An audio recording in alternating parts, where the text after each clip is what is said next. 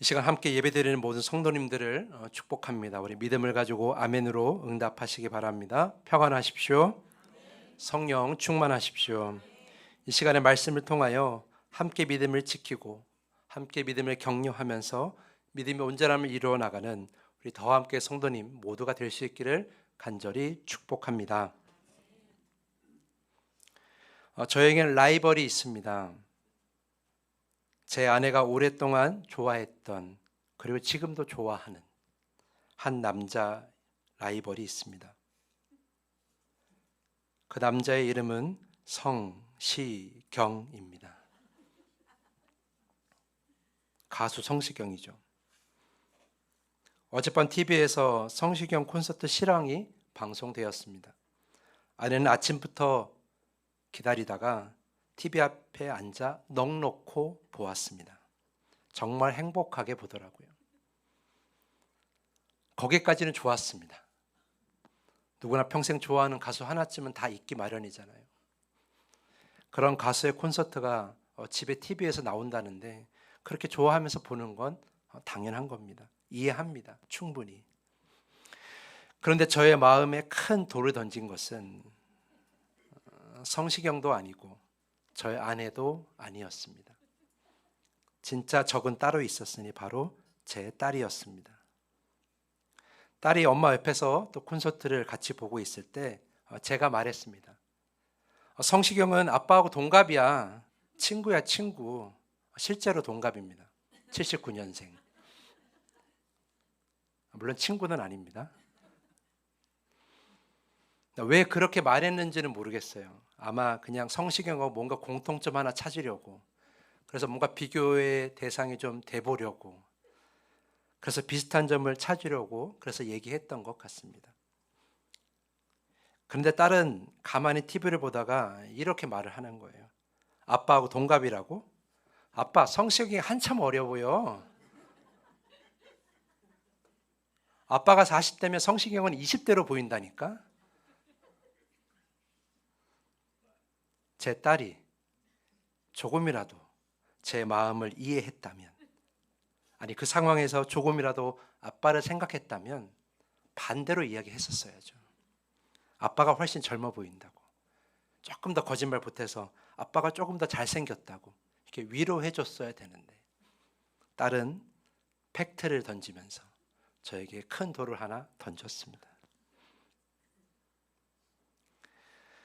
사람과 사람과의 관계에서 한마디의 말이나 행동으로 사람의 마음을 살게 하기도 하고, 또한 말 한마디로 사람의 마음을 죽게 하기도 합니다. 우리는 늘 이거를 기억하고 있어야 돼요. 그래야 말 한마디, 행동 하나를 조심하게 합니다. 친구, 가족, 직장 동료, 이웃 다 마찬가지예요. 다 그 관계에서는 말 한마디, 행동 하나가 매우 매우 중요합니다. 그리고 성도와의 관계에서도 마찬가지예요. 특히 교회에서는 말이나 행동에 주의해야 하는 이유가 있습니다. 왜냐하면 성도에게 건네는 그 부족한 말 한마디나 지혜 없는 행동 하나가 그의 마음에 상처만 주는 것이 아니라 그의 믿음도 흔들 수가 있기 때문입니다. 그래서 매우 중요해요. 반대로 성도에게 건네는 온전한 말 한마디, 지혜 있는 행동 하나가 그의 마음에 위로를 줄 뿐만 아니라 그의 믿음 또한 견고하게 할 수 있기 때문에 매우 중요한 겁니다. 그래서 여러분이 건네는 말 한마디, 이 교회에서 하는 행동 하나가 그래서 매우 중요한 거예요. 오늘 12절 말씀을 다시 읽어보겠습니다. 형제들아, 너희는 삼가 혹 너희 중에 누가 믿지 아니하는 악한 마음을 품고 살아계신 하나님에게서 떨어질까 조심할 것이요 라고 이렇게 기록되어 있어요. 세 번역으로 보면 더 분명하게 알 수 있어요. 제가 세 번역으로 읽어드리겠습니다. 형제자매 여러분, 여러분 가운데 믿지 않는 악한 마음을 품고서 살아계신 하나님을 떠나는 사람이 아무도 없도록 여러분은 조심하십시오. 자, 우리 교회 이 공동체 가운데에 살아계신 하나님을 떠나는 사람이 없도록, 다시 말해 믿음이 흔들리는 사람이 없도록 어떻게 해야 돼요? 조심하고 권면해야 합니다. 그것이 우리의 모든 사명이라는 거예요. 조심하라는 이 권면, 이것은 개인 스스로 조심하라라는 그런 의미만 담긴 것이 아니라 서로 조심해야 한다. 서로 말도 조심해야 되고 행동도 조심해야 된다라는 것을 담고 있어요. 그래서 13절을 보면 더 명확하게 우리 설명하고 있습니다. 13절 말씀 보면 오직 오늘이라 일컫는 동안에 매일 피차 권면하여 너희 중에 누구든지 죄의 유혹으로 완고하게 되지 않도록 하라. 제가 명확하게 이해하실 수 있도록 세 번역으로 다시 한번 읽어드립니다. 오늘이라고 하는 그날 서로 권면하여 아무도 죄의 유혹에 빠져 완고하게 되지 않도록 하십시오. 자, 아무도 죄의 유혹에 빠지지 않고 믿음이 흔들리지 않도록 우리는 어떻게 하라고 해요? 서로 권면하라라고 오늘 가르치고 있습니다. 옆에 있는 성도에게 건네는 말 한마디 그리고 행동 하나가 그 성도의 믿음을 지켜줄 수 있는 권면이 되어야 한다라는 그런 의미이죠. 권면이라는 말은 격려라는 말로 바꿀 수가 있습니다. 그러니까 나의 믿음뿐만 아니라 옆에 있는 성도, 앞뒤에 있는 성도, 더 나아가 이 더함교회 안에 있는 더함교회에 속해 있는 모든 성도들의 믿음이 흔들리지 않도록 서로 지켜주고 격려해야 하는 그 일에 힘써야 하는 것이 우리의 사명이라는 것이죠. 사랑하는 성도 여러분, 제가 다시 한번 강조합니다. 이것은 우리 모두에게 주어진 사명입니다. 목사에게만 또는 장로에게만, 권사에게만, 집사에게만 주어진 사명이 아니라 그리고 어느 특별한 일을 하는 어느 특별한 그런 사명을 감당하는 성도에게만 주어지는 사명이 아니라 우리 모두의 사명입니다. 옆에 있는 성도의 믿음을 지키고 격려하는 것, 그것이 바로 우리 모두의 사명이라는 거예요. 우리 교회 안의 사역들은 매우 다양하지만 그 다양한 사역들이 가져야 할 공통적인 목적은 바로 이거예요. 서로의 믿음을 지켜주고 격려하는 것. 이것이 가장 공통적인 목적이 되어야 하는 것이죠. 교회 출입구에서 또는 예배실 입구에서 안내하는 것도 그저 인사하기 위함이 아니에요. 한 주간의 믿음을 지켜 다시 교회를 찾아온 그 성도들의 믿음을 격려하는 자리예요. 또한 믿음을 지키겠다고 약속하는 자리예요. 그것이 바로 안내하는 자리인 거죠. 찬양단의 찬양도 마찬가지입니다. 그저 예배를 돕는 역할이 아니라 나의 목소리로 나의 예배하는 몸짓으로 함께 예배하는 성도들의 믿음을 격려하고 지켜주는 역할을 하는 겁니다. 성전을 장식하는 우리 데코팀도 마찬가지예요. 단지 교회를 아름답게 장식하는 것이 아니라 그 장식 하나, 그 현수막 하나, 그 작은 문구 하나가 성도의 믿음을 견고하게 하고 격려하는 데 도움이 되도록 장식을 하는 거예요. 애찬팀도 마찬가지죠. 단지 먹을 것을 준비하는 자리가 아니에요. 서로의 믿음을 격려하는 좋은 성도의 교제가 될 수 있도록 도움이 되는 그런 먹거리들을, 그런 분위기를 조성하는 것이 바로 애찬팀의 가장 큰 목적입니다. 속회, 속장의 역할도 마찬가지죠. 그저 말씀을 가르치는 것이 전부가 아니라 그 말씀을 가르침을 통하여 그 속도원들의 믿음을 지키고 격려하는 데 그 목적이 있어야 돼요. 선교회도 마찬가지죠. 단지 세대별로 친교하는 목적이 아니라 단지 교회를 하기 위해 모이는 것이 아니라 그 성도의 믿음들, 같은 선교회 안에 성도의 믿음을 지키고 격려하는데 그 목적이 있어야 하는 겁니다. 그래서 교회 안에 평신도 사역자들, 교회 안에 세워지는 모든 사역자들은 다른 성도의 믿음을 지키고 격려하는데 탁월해야 합니다. 다시 한번 말씀드립니다. 교회 안에 세워지는 사역자, 특히 오늘 이 시간 예배 끝날 무렵에 우리가 직분자들을 임명하는데 그 모든 직분자들은 다 다른 성도의 믿음을 지키고 격려하는데 매우 탁월해야 합니다. 그 사명을 잊어서는 안 됩니다. 집사, 권사, 장로는 물론이거니와 속장, 선교회장, 선교에 임한 각 사역팀장 다 마찬가지예요. 하는 일은 다르고 각자 다른 위치에서 사역할지라도 목적은 같아야 되는 거예요. 바로 내 옆에 있는 함께 예배하는 성도들의 믿음을 지키고 격려하는 것. 그것이 가장 큰 목적이 되어야 하는 거예요. 말만 하면 상대방을 비판하는 성도, 말만 하면 편가르기 하는 성도, 행동만 하면 상대방의 근심만 주는 성도, 교회와 세상의 구별이 없이 세상처럼 교회에서 행동하는 그런 성도, 자신의 믿음조차도 제대로 지키지 못하는 성도, 이런 성도는 사역자의 자리에, 직분자의 자리에 설 수가 없는 거예요. 특별히 직분자라면, 사역자라면 다른 성도의 믿음, 오히려 나의 믿음보다도 다른 성도의 믿음의 온전함을 더 관심을 갖고 지켜주고 격려해줘야 하는 거예요. 성도님들 중에서 이런 말씀을 하시는 분들이 계세요. 목사님, 누구누구 성도가요, 교회 나갈 것 같아요. 목사님, 누구누구 성도 예배 안 나온다고 말했어요. 저에게 달려와서 이런 말씀하시는 분들 계세요. 저는 그런 말씀하시는 분들에게 이런 질문을 드리고 싶습니다.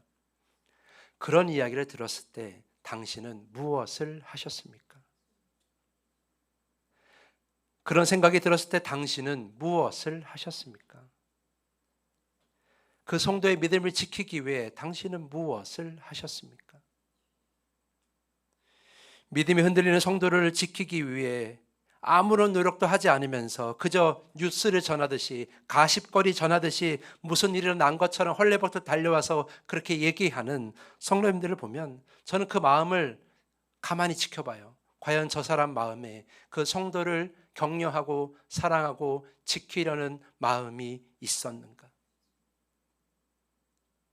오히려 다른 사람의 흠을 보여주면서 자기를 높이려고 하는 그런 생각을 가지고 있는 것은 아닌가? 다른 성도의 믿음을 지키고 격려하는 데 정말 관심이 있다면, 그것이 우리의 사명임을 깨닫고 있다면 저에게 그런 말을 하기 전에, 아니면 여러분들에게 그런 말을 하기 전에 먼저 자기가 눈물로 기도하고 애써야 되는 거 아닐까요? 먼저 지혜의 말로 권면해야 되는 거 아닐까요?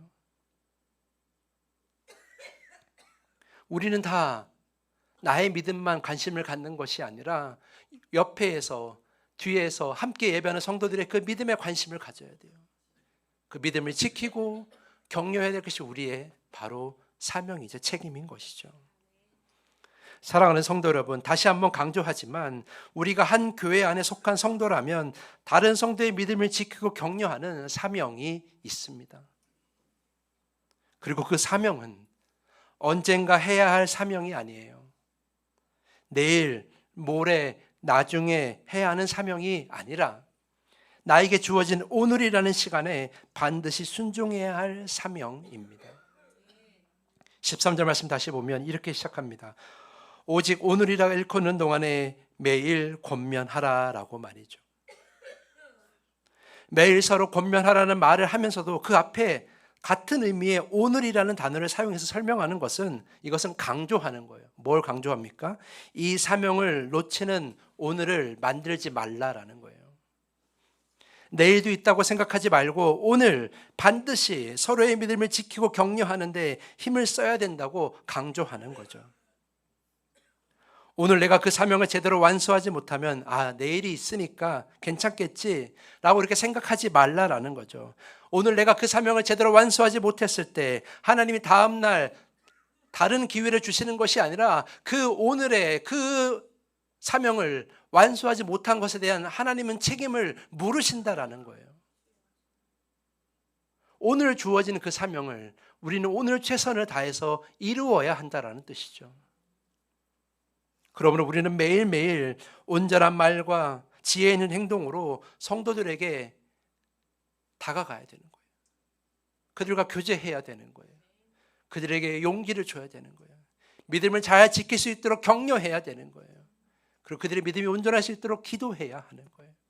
그것은 나중에 하는 것이 아니라, 주일만 하는 것이 아니라, 교회 와서 예배 드릴 때만 하는 것이 아니라 우리에게 매일 이 오늘이 주어졌을 때 이 오늘 해야 하는 일이라는 거죠. 이 사명을 우리가 잊어서는 안 된다라는 거예요. 그래서 우리는 매일매일 믿음의 중심이 내가 아니라 누가 돼야 돼요? 바로 옆에 있는 성도, 함께 예배하는 성도가 되어야 하는 것이죠. 하지만 우리의 시야는 매우 좁습니다. 내가 예배드리고 내가 은혜 받고 내 믿음만 지키려고 합니다. 다른 성도의 믿음을 잘 지키는 그런 오늘을 만들어야 하는데 다른 성도의 믿음을 무너뜨리는 오늘을 만들 때가 너무나 많이 있어요. 내가 믿는 것만이 진리라고 주장하는 오늘, 내가 보여주는 신앙만이 최고라고 주장하는 오늘, 나만 돋보이는 교회가 되어야 한다고 주장하는 오늘, 다른 성도의 장점보다는 단점만 바라보는 오늘, 내 믿음만 흔들리지 않으면 된다라는 그런 오늘, 우린 늘 이런 오늘만 만들어 왔습니다. 여러분, 이제 그 오늘이 달라져야 합니다. 내 믿음만 생각하는 오늘이 아니라 이제 옆에서 함께 예배하는 성도들을 바라보는 그런 오늘이 되어야 하는 것이죠. 사랑하는 성도 여러분, 교회의 머리는 예수 그리스도시고 우리는 그 교회의 몸이라고 성경에서 가르치지 않습니까? 여러분의 몸에 아주 작은 부분이라도 손톱 하나만 빠져도 온 몸이 아픈 것이 우리의 몸인데 그것을 잘 아는 우리가 우리 중 한 사람, 옆에 있는 성도 한 사람 믿음만 무너져도 그것이 우리에게 큰 아픔이 된다는 걸 왜 모르십니까? 여러분, 한 사람의 믿음이 무너지면 그 사람만 무너지는 것이 아니라 같이 무너지는 거예요. 결코 나의 믿음은 안전하다고 생각해서는 안 된다라는 거죠. 그래서 우리의 모든 성도님들은, 믿음을 가진 우리의 모든 성도님들은 같이 손잡고 가야 하는 겁니다. 옆에 있는 성도의 믿음이 약하고 흔들려서 비록 느릴지라도 기다릴 줄 알아야 돼요. 그리고 격려하기를 힘써야 되고 기도하기를 힘써야 하는 거예요. 천천히 갈지라도 그렇게 가야 하는 것이죠. 그것이 바로 우리 오늘을 살아가는 우리에게 주어지는 사명입니다. 특별히 옆에 있는 성도의 모습, 앞뒤에 있는 성도의 모습을 살피고 천천히 가야 합니다. 여러분, 강해 보이는 척 하잖아요. 강해 보이는 것이 잘 믿는 것처럼 보이잖아요. 여러분, 절대 그렇게 강해 보여도 강하지 않습니다. 절대 괜찮지 않습니다. 그걸 알아주셔야 돼요. 힘들게 여기까지 오고 있어요. 지금 당신이 바라보고 함께 예배하는 성도들이 생각보다 힘들어한다는 걸 여러분이 알아주셔야 돼요. 생각보다 지금 절실하게 위로가 필요하다는 것을 여러분이 알아주셔야 합니다. 그래서 우리에게 주어진 오늘이라는 이 시간 안에 옆에 있는 성도를 격려하고 지키는 그 말과 지혜로운 행동을 우리가 전해야 하는 것이죠. 교회에 있을 때뿐만 아니라 교회에 나가 있을지라도 저 세상 속에 살아갈지라도 그 성도들을 잊지 않고 늘 격려하고 늘 기도하고 지혜 있는 행동으로 그들을 지켜주셔야 합니다. 그것이 오늘 우리에게 주어진, 특별히 오늘 임명받는 직분자들에게 주어지는 가장 중요한 사명입니다. 자, 이제 옆에 있는 성도 한 사람을 선택하여 붙잡고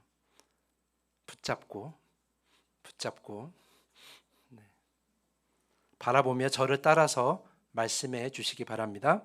따라서 말씀하십시오. 당신의 믿음을 지켜주겠습니다.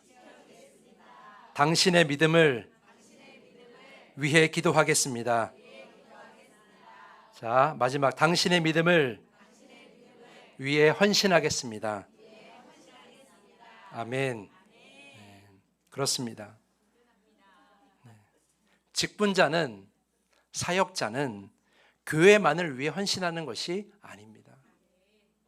직분자는, 사역자는 나의 믿음 때문에 헌신하는 것이 아닙니다. 직분자는, 사역자는, 우리 모두는 다 옆에 있는 성도를 위해 사역을 하는 겁니다. 옆에 있는 성도를 위해 헌신하는 겁니다. 그것이 진정한 교회에서 말하는 온전한 헌신입니다. 이 사명을 잊지 않기를 축복합니다. 서로의 믿음을 지키고 격려하며 함께 손잡고 성도의 온전함을 이루는 더 함께 성도가 될 수 있기를 간절히 축복하면서 오늘 말씀을 마치겠습니다. 자, 이제 찬양단 나오시고요. 우리 더함교회가 내년도 폐회 찬양이 바뀌게 되는데요. 손잡고 함께 가세라는 찬양입니다. 좀 빠르고 좀 어려운 찬양일 수 있는데 이 찬양을 선택한 것은 후렴 가사가 너무 좋기 때문이요. 제가 읽어드리면 우리 함께 손잡고 가세 조금 느리고 어려울지라도 주님 부르신 그 감격 붙잡고 손잡고 함께 가세 우리 함께 손잡고 가세 때론 더디고 힘겨울지라도 주님 부르실 그날을 향하여 손잡고 함께 가세 느리고 어렵고 더디고 힘겨울지라도 옆에 있는 성도 꼭 붙잡고 옆에 있는 성도와 함께 그 믿음의 온전함을 잘 지켜나가며 믿음을 잘 격려하면서 우리가 주님 부르시는 그 날까지 주님의 영성에 이르는 그 날까지 우리가 끝까지 함께 걸어갈 수 있기를 간절히 축복합니다. 그런 공동체가 되기를 바라는 마음으로 이 시간 찬양하고 기도하겠습니다.